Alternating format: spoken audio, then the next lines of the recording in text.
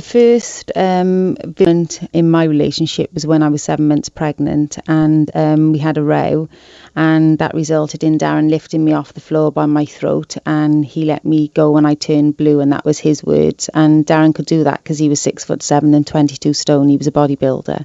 So that's the first real vivid moment of abuse for me. You are walking on eggshells because one minute they're nice and the next minute they're horrid, and you're just waiting for the unexpected all the time. He strangled me on the morning of July the 9th, and he strangled me so ferociously that the noise that I made woke both my sons up, and they both run downstairs. One done a silent 999 call and the other one had a baseball bat.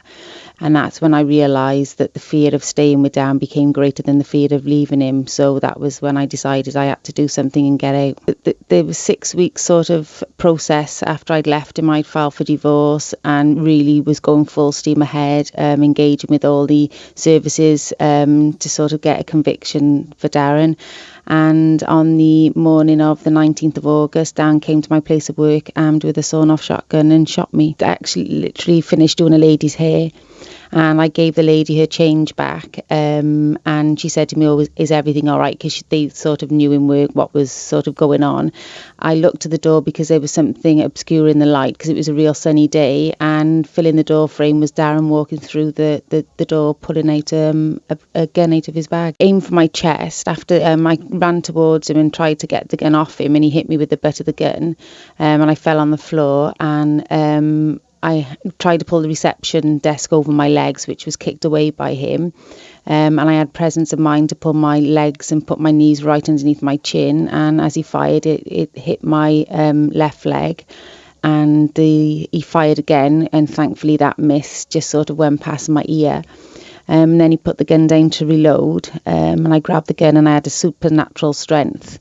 And we were fighting for a little bit, and then because he couldn't get the gun off me, he then proceeded to kick me and stamp and punch all over. My frame of being 5'8" and just over 10.5 stone, I mean, I wasn't much of a match for him. I mean, no man was a match for him, let alone myself. But I think when you're facing death, I think something takes over you and you sort of give it your all. It was a few hours later, there was a manhunt for him because obviously he was armed and dangerous. And I can just remember them being told later on in the evening that he'd been found dead, but I already knew that anyway because Dan wouldn't have gone to prison, so I knew he would have taken his own life. So that was I was just waiting for it to be confirmed. Well, tragically, I spent 6 weeks in hospital down Swansea, Morriston, and during that time, Jack sort of became estranged from the family.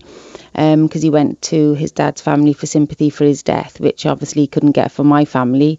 And I think it just sort of messed with his head so much that he just couldn't cope, and he took his own life. I think Darren probably would have engaged with it for a while. I don't know how long for. I mean, hindsight is wonderful, isn't it? But at the end of the day, at least he could have been risk assessed, and all the agencies and the services who are going to be involved with this pilot scheme would have been involved. So I would have known I was being fully supported, and they would have done everything they could and put all the measures in place. So if Darren's mindset hadn't have been changed through the pilot scheme, then certainly he would have been risk assessed and he would have been on the radar. I mean, I can remember one time phoning Mind and asking him, he needed some sort of counselling because he was brought up in a violent household himself, and they told me there was a very long waiting list. I could put his name down on the waiting list, but there was a support worker for me, and my response was, I'm not the one with mental health issues, I don't need support. The ownership should be put on the perpetrator. They are the problem. Why is it always the woman that's got to leave the home